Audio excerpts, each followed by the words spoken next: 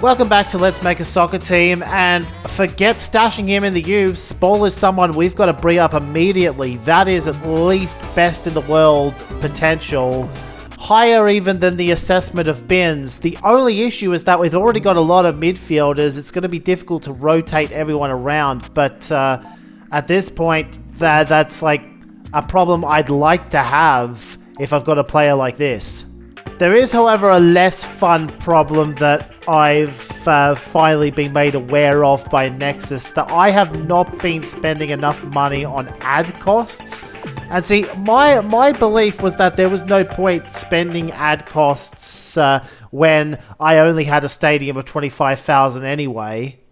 I was trying to be financially responsible, you see, and not throw a ton of money on ads when our club's results needed to improve before we could build a fan base in the first place. But I got that mechanic wrong. It's the ads that generate the fans.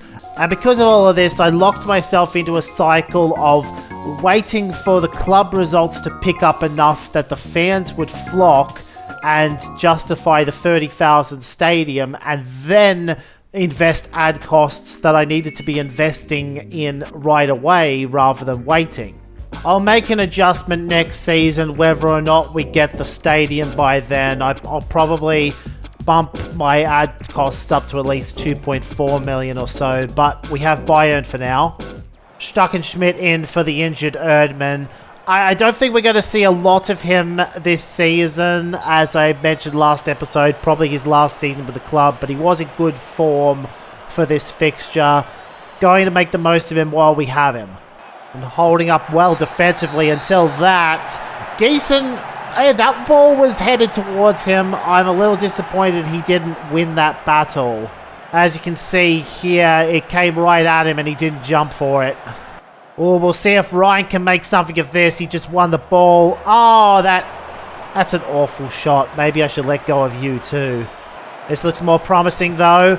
Oh, try and reinforce in the midfield. We've got the fresh Geiger and he's just going to run himself. Oh, that match really felt like it should have ended better for us. We just got beaten by one stupid mistake late in the first half, and I've got to think maybe Dobner deserves another chance after that. Oh, we got national team call-ups. Wow, Spall is up as a 16-year-old. Yeah, I'm surprised, but yeah, that'll be great for him. Ehrman's back for an injury already, and somewhat unusual lineup today because I've decided, yeah, give the new potential wonderkid his chance at club level since he already got a national team call-up. We've got Leverkusen at home today. Oh, and here he goes right away. Forces the save. Oh, a big slide tackle cuts that attack off. Oh, down the other end though. No, that's poor defense. Oh, that's a good save from Gieson though. I was worried it was going to go 2-0. We've had our chances, but the execution has been lacking. Oh, that's a good play, though. I was about to say, was that offside? No, it was not offside, and Helmersberger cleans up after the initial shot is spilled. We got to push for the win now. If we don't get beaten right off the kickoff, we have yet to touch the ball since the kickoff. Oh, and Gieson continues to be a rocking goal. Managed to maintain the faith after that mistake against Bayern. Sometimes we fall for the trap of assuming a goalkeeper is terrible based on their mistakes, when actually Bayern had 4 shots on target that game and Gieson saved the other 3. It's been a frustrating experience though. We can't hold on to the ball.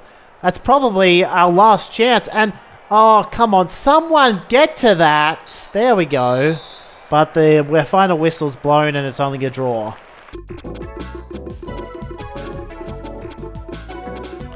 Promising signs nonetheless that we're performing fairly well against teams that are slightly above us on paper.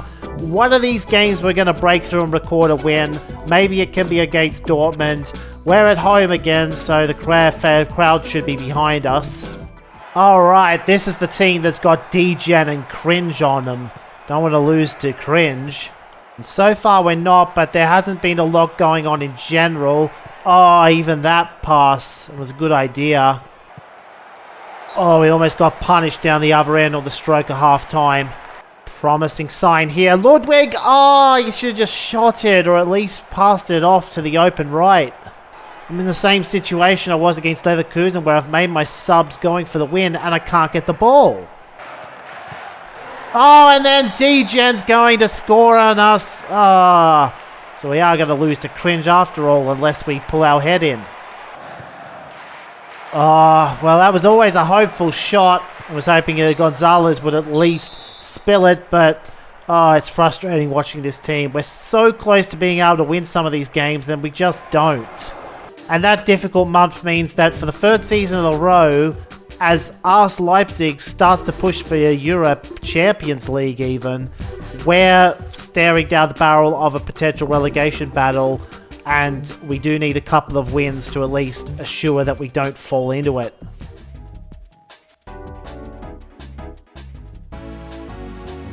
Now, the plus side of taking on all of the tougher teams then is that this month should be a slightly easier run in. I'd be disappointed if we didn't win at least 2 of these. I mean, I'd accept 1, but we kind of need 2 wins at this point. I'm also going to take a more aggressive approach to public relations spending to make up for the fact that our ad costs really aren't where they should be at this point in the game. I'm hoping to try and make up the loss of fans that way and just restocking our merch. One other thing I want to talk about as we enter this next league game is a concept I want to call the circle of bad form, where because a player is in bad form, you don't play them, but because they're not getting played, they stay in bad form. That was an issue we had with Fry Vogel throughout his time at the club, and it was the reason why I ultimately let him go when I probably should have kept him. What's done is done, and we do at least have those defensive reinforcements waiting in the youth squad, but I'm going to make sure I don't make the same mistake with Spall, because he will not be so easily replaceable, and so I'm going to play him. This is not looking good though. Once again, we can't get the ball, and we got bailed out by Goebbels making a terrible shot. To be fair, I sold her for Berlin a bit short at the start of the month. They're not that much weaker, if any, than Leverkusen and Dortmund. Rhine, though, that's a nicely tucked away shot. Oh, it's tough going down the other end, though. That cross is blocked, but they're going to get another one, and they miss it. It's still in play. And... oh, no. The defense has to be stronger there. We can't give them 3 chances to cross. I fear I needed to make a defensive sub, but I wanted to play Spall, and we just haven't been able to get the ball. Binns might be able to do something here. Oh, Beidel taps it in, and that is 2-2. As I said, I was trying to push for the win. Maybe we can go 3-2. Beidel is in lots of space here. Oh, no! Really needed to be a shot or a pass off.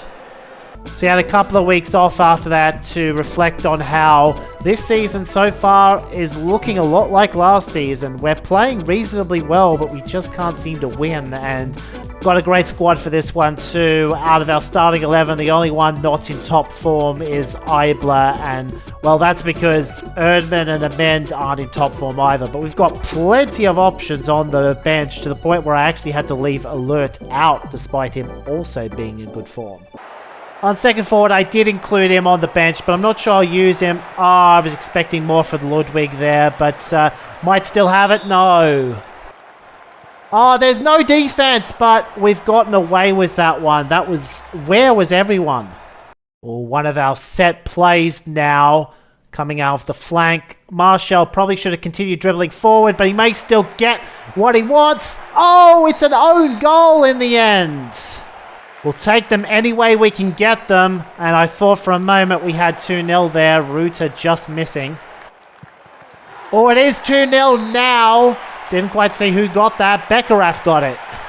Oh, and late in the contest, Binns has a chance to end his scoring drought. He just misses it, but it's okay. He'll score eventually. What's important is that we finally get ourselves 3 points. At home as well. Update on the fan base situation. It did actually reach 600,000 at one point, but it seems to randomly go down from time to time. I have no idea why, but once again, it's clear that, yeah, I am going to have to invest more in ad costs starting next season. Successes in PR will certainly help, and I already checked. It went straight back up to 600k on the dot after that.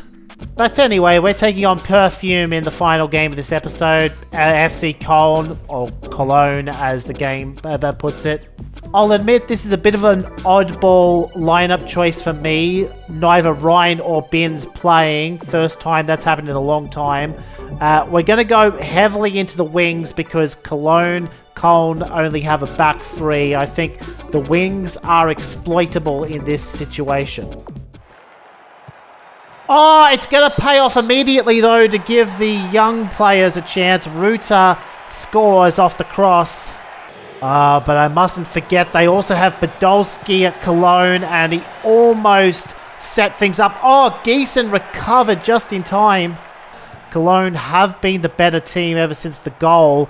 Oh, that was... Oh, offside bails us out there. Barely offside. Oh, good interception by Bynel. We've got to keep it down that end of the field more. I made more defensive substitutions than usual, including Shank, who started this game on the bench. I did put Spall on, as I'm still trying to force him into better form. Well, we didn't get the second goal, but we should be okay with just the one, because ball's down their end, and it's deep into injury time. Oh, we might get two after all. Oh, and we do! Muller! The ref took a little bit longer than I was expecting to blow the whistle after that second goal, but we got it, and Spall actually got an assist out of all that. 7 points in 3 games that month. I'm feeling a lot happier about my team now because all of a sudden we're well clear of the relegation battle and can actually think of making a run at the top half of the table. Arse Leipzig are starting to come back to us as they didn't have a good month by contrast. Granted, we were flattered by an easy schedule, but Beckerath managed to pick up the month MVP and we got 4 players in the best 11 overall. A bit light on matches this episode, but next time we have the derby again, and the cup competition will start in December as usual. Depending on how far we make it, it could be a pretty jam-packed episode.